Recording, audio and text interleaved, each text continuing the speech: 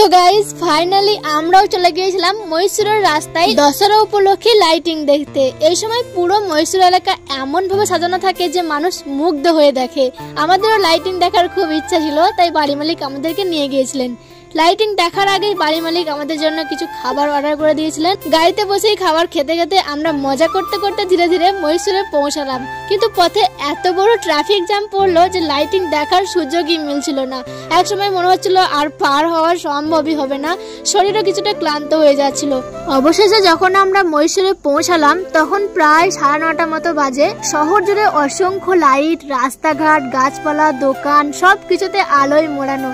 এত সুন্দর লাগছিল যে সব ক্লান্তি মুহূর্তেই ভুলে গেলাম। লাইটিং গুলোতে বিশেষভাবে নজর করেছিল এই গান্ধীজির একটা লাইটিং এবং অনেক মন্ত্রীদের ছবি দিয়ে সাজানো আলোকসজ্জা। এগুলো সত্যি মনোমুগ্ধকর ভাবে তৈরি করা হয়েছে। আর এখানে অনেক সুন্দর সুন্দর ঘোড়ার গাড়িও ছিল।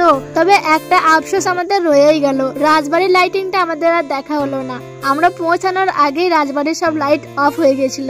রাতে আমাদের মহীশূরে ডিনার করতে হয়েছিল, কারণ লাইটিং দেখতে দেখতে বাড়ি আসতে প্রায় রাত 12টা মতো আমাদের বেজে যেত। তাই আমরা রাতে ডিনারটা ওখানেই কমপ্লিট করে নিয়েছিলাম। বাড়ি মালিক আমাদের সবাইকে হোটেলে নিয়ে গিয়ে বিরিয়ানি অর্ডার করে দিয়েছিল, আর সেখানেই আমাদের পুরো ডিনারটা কমপ্লিট করে নিলাম। তারপর খাওয়া দাওয়া শেষ করে আমরা রাস্তায় হেঁটে হেঁটে আবারও গাড়িতে উঠে পড়লাম। গাড়িতে উঠে লাইটিং দেখতে দেখতে এবং গাড়ির এই সুন্দর গান শুনতে শুনতে আমরা বাড়ি পৌঁছে গেছিলাম। যাই হোক, আজকের মতো এই ব্লগটা এখানেই শেষ করছি। কেমন লাগলো অবশ্যই কিন্তু কমেন্টে জানিও, আর অবশ্যই এটাও কমেন্ট করো যে তোমরা নিজের চোখে এই মহীশূরের লাইটিং কে কে দেখেছো।